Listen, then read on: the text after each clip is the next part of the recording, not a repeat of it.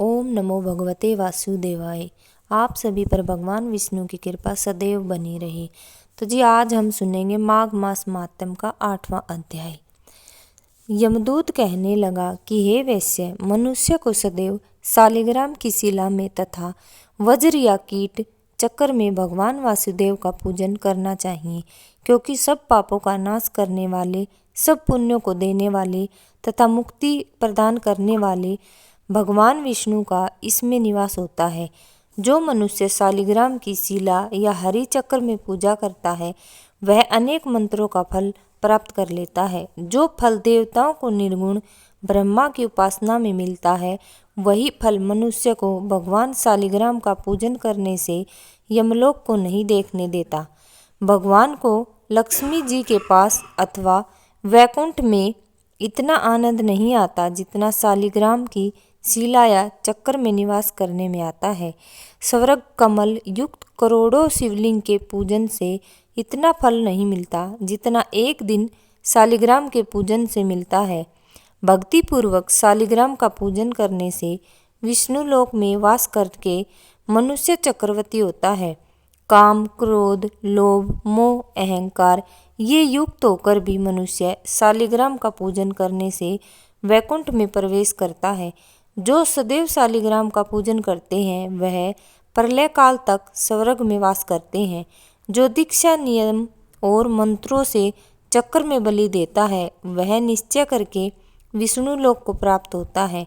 जो सालिग्राम के जल से अपने शरीर का अभिषेक करता है, वह मानो संपूर्ण तीर्थों में स्नान करता है। गंगा, रेवा, गोदावरी सब का जल सालिग्राम में वास करता है। जो मनुष्य सालिग्राम की शिला के सम्मुख अपने पिता का श्राद्ध करता है, उसके पितर कई कल्प तक स्वर्ग में वास करते हैं। जो लोग नित्य सालिग्राम का शिला का जल पीते हैं, उनके हजारों पाप पंचगव्य पीने से क्या प्रयोजन। यदि सालिग्राम की शिला का जल पिया जाए तो सहस्त्रों तीर्थ करने से क्या लाभ। जहाँ सालिग्राम है, वह स्थान तीर्थ के समान ही है।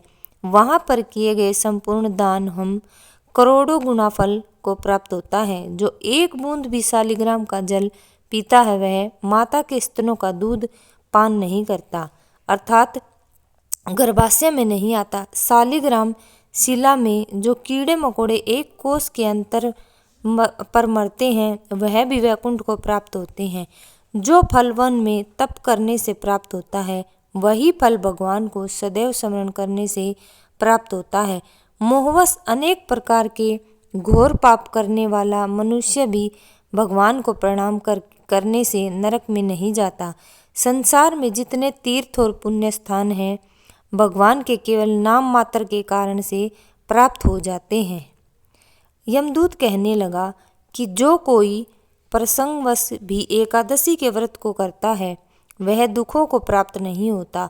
मास की दोनों एकादशी भगवान पद्मनाथ के दिन है। जब तक मनुष्य इन दिनों में व्रत नहीं करता, उसके शरीर में पाप बने रहते हैं।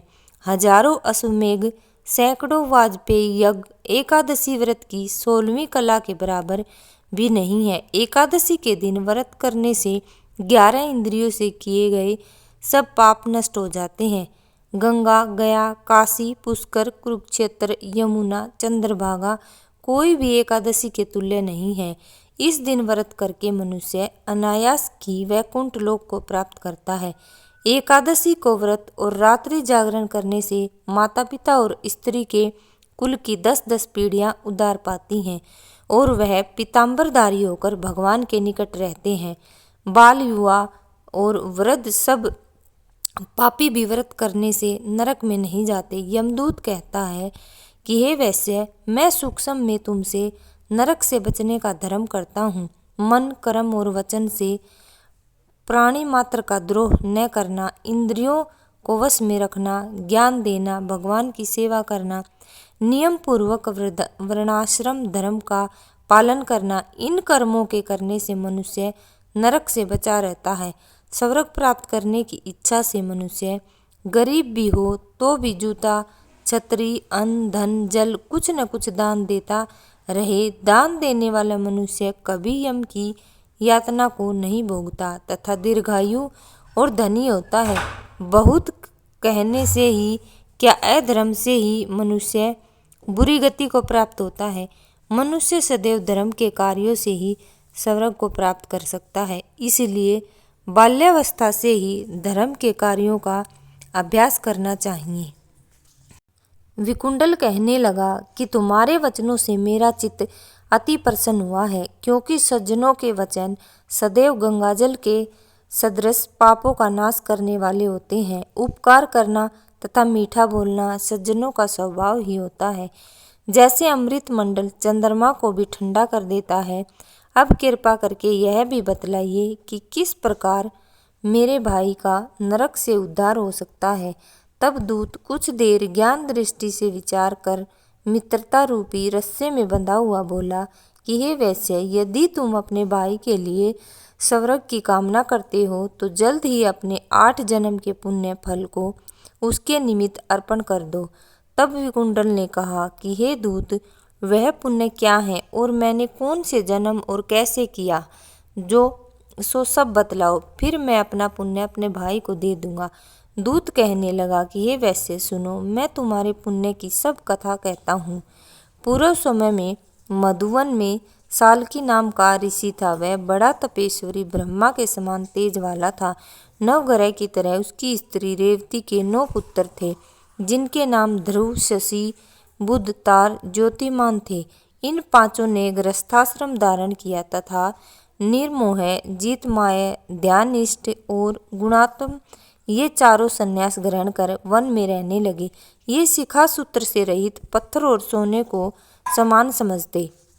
जो कोई अच्छा या बुरा उनको अन्न देता वही खा लेते और कोई कैसा ही कपड़ा देता उसको ही पहन लेते। सदैव ब्रह्म के ही ध्यान में लगे रहते। इन चारों ने व्रत, शीत, निद्रा और आहार सबको जीत लिया। बस चर अचर को विष्णु रूप समझते हुए मौन धारण करके संसार में विचरते थे। ये चारों महात्मा तुम्हारे घर आए। जब तुमने मध्याह्न के समय भूखे प्यासे इनको आंगन में देखा तो तुमने गदगद कंठ से आंखों में आंसू भरकर इनको नमस्कार करके इनका बड़ा आदर सत्कार किया। इनके चरणों को धोकर बड़े प्रेम से तुम इनसे कहने लगे कि आज मेरे आहोभाग्य हैं, आज मेरा जन्म सफल हुआ, मुझ पर भगवान प्रसन्न हुए, मैं सनात हुआ, मेरे माता पिता, पत्नी, पुत्र, गौ आदि सभी धन्य हैं, जो आज मैंने हरि के सदृश आपके दर्शन किए।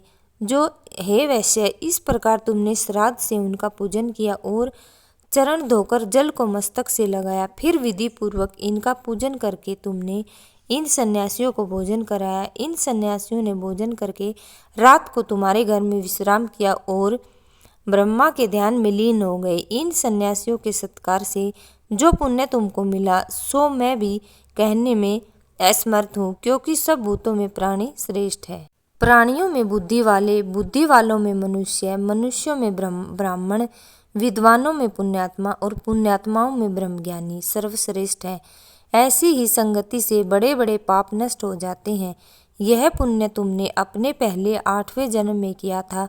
सो यदि तुम अपने भाई को नरक से मुक्त कराना चाहते हो तो यह पुण्य दे दो। सो दूत के ऐसे वाक्य सुनकर उसने प्रसन्नचित्त से अपना पुण्य अपने भाई कुंडल को दे दिया और वह नरक से मुक्त हो गया और दोनों भाई देवताओं से पूजित किए गए। तब दूत अपने स्थान को चला गया। इस प्रकार वैश्य के पुत्र वैकुंडल ने अपना पुण्य देकर अपने भाई को नरक की यातना से छुड़ाया। सो हे राजन, जो कोई इस इतिहास को पढ़ता या सुनता है वह 1000 गोदान का फल प्राप्त करता है। तो ये हमने सुना माघ मास मातम का 8वां अध्याय। अब